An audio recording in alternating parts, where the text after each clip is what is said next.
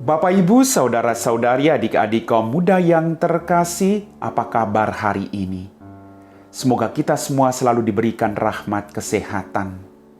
Saya mendoakan Anda, semoga sukacita berlimpah dari Tuhan juga menyertai perjuangan hidup Anda semua. Mari kita dengarkan firman Tuhan. Firman Tuhan kita pada hari ini diambil dari kitab Keluaran.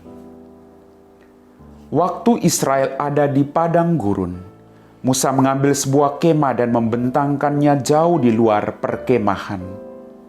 Kemah itu diberi nama Kemah Pertemuan.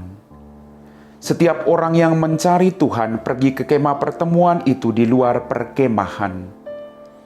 Apabila Musa pergi ke kemah itu, bangunlah seluruh bangsa dan berdirilah mereka, masing-masing di pintu kemahnya. Dan mereka mengikuti Musa dengan matanya sampai ia masuk ke dalam kemah itu.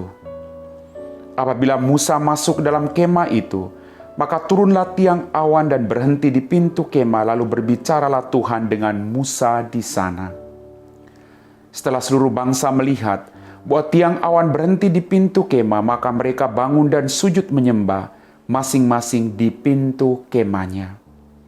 Dan Tuhan berbicara dengan Musa dengan berhadapan muka seperti orang yang berbicara dengan temannya.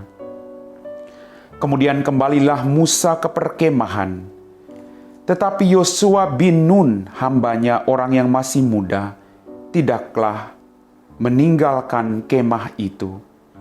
Pada suatu hari pagi-pagi benar, Musa naik ke Gunung Sinai. Ia menyerukan nama Tuhan.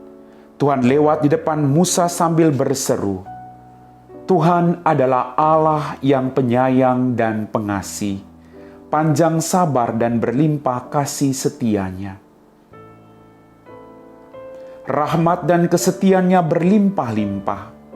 Ia meneguhkan kasih setianya kepada beribu-ribu orang. Ia mengampuni kesalahan, pelanggaran, dan dosa. Tetapi orang yang bersalah tidak sekali-kali ia bebaskan dari hukuman. Dan kesalahan bapa akan dibebaskannya kepada anak-anak, dan kesalahan bapa akan dibalaskannya kepada anak-anak dan cucunya, sampai keturunan yang ketiga dan keempat." Segeralah Musa berlutut ke tanah, lalu sujud menyembah serta berkata, "Jikalau aku mendapat kasih karunia di hadapan-Mu ya Tuhan, berjalanlah kiranya Tuhan di tengah-tengah kami. Sekalipun bangsa ini suatu bangsa yang keras kepala, tetapi ampunilah kesalahan dan dosa kami. Ambillah kami menjadi milik-Mu." Musa berada di sana bersama-sama Tuhan 40 hari 40 malam lamanya, tanpa makan roti dan minum air. Dan seluruh perjanjian, yakni ke-10 sabda, dituliskannya pada loh batu. Demikianlah sabda Tuhan.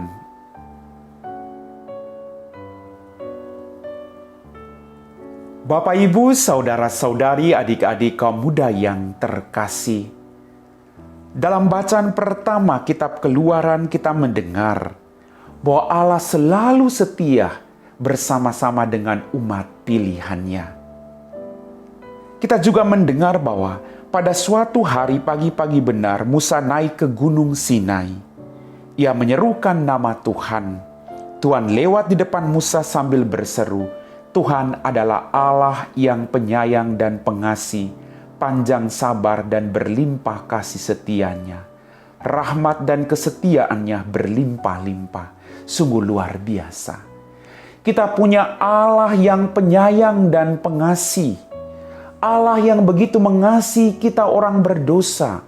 Allah yang begitu menyayangi kelemahan-kelemahan kita dan mengangkat kita dari kelemahan kita menjadi pribadi yang jauh lebih baik. Allah tidak menyiksa kita. Tapi Dia Allah yang penyayang dan penuh kasih, panjang sabar dan berlimpah kasih setianya. Sungguh luar biasa Bapak Ibu. Kurang baik apa? Dia Allah yang sabar dan berlimpah kasih setianya.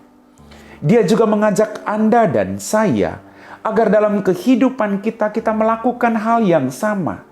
Kita harus menjadi pribadi yang sabar dan berlimpah kasih setia dalam kehidupan kita dengan siapapun yang kita jumpai dalam kehidupan kita masing-masing.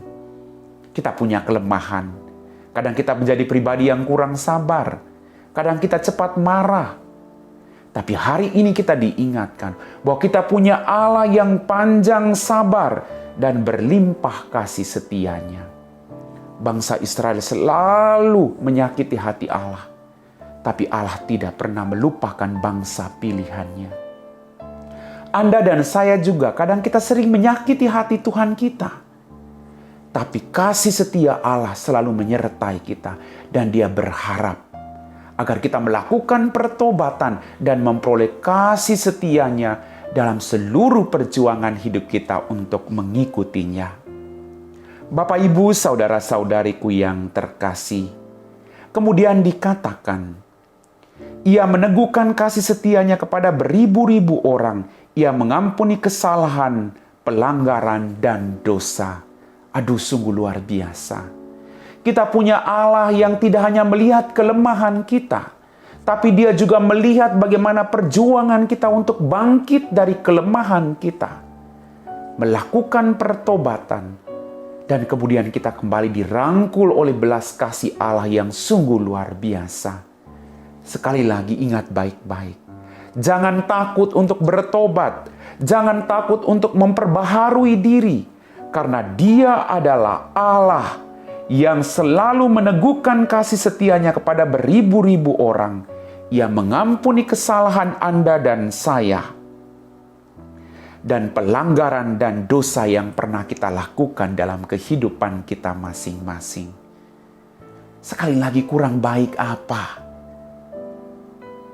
Maka kita diajak untuk menyadari siapa kita. Menyadari kelemahan-kelemahan kita. Dan bangkit dari segala kelemahan kita untuk menjadi pribadi yang baik.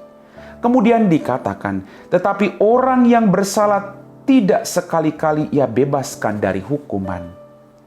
Artinya apa? Tuhan berharap agar kita terus melakukan pertobatan. Tuhan tidak suka dengan dosa.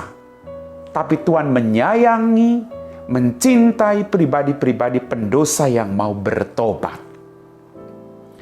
Paus Fransiskus pernah mengatakan, ketika orang yang kita sayangi melakukan kesalahan, jangan pernah berhenti untuk mencintai mereka tanpa membenarkan kesalahan mereka.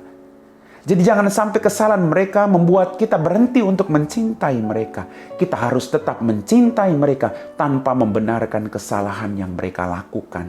Artinya, kita berjuang mengingatkan mereka agar mereka juga bertobat dari kesalahan mereka dan menjadi pribadi yang baik. Kemudian dikatakan, segera Musa berlutut ke tanah lalu sembah sujud. Seraya berkata, jikalau aku mendapat kasih karunia di hadapan-Mu ya Tuhan, berjalanlah kiranya Tuhan di tengah-tengah kami. Tuhan, Musa bersujud dan berharap kepada Tuhan untuk berjalan bersama-sama mereka. Maka mari kita belajar dari sikap Musa. Kita mau sujud, kita mau menundukkan kepala kita. Kita mau mohon kepada Dia untuk berjalan bersama-sama dengan kita. Apapun situasi hidup kita. Entah saat ini kita sedang dihadapkan pada pandemi COVID-19. Entah sakit penyakit, kekhawatiran, ketakutan. Kita sujud di hadapan Tuhan sambil memohon agar Ia berjalan bersama-sama dengan kita. Tiada yang mustahil Bapak Ibu. Ia akan berjalan bersama dengan kita. Karena kasih setia Tuhan akan selalu menyertai Anda dan saya. Amin.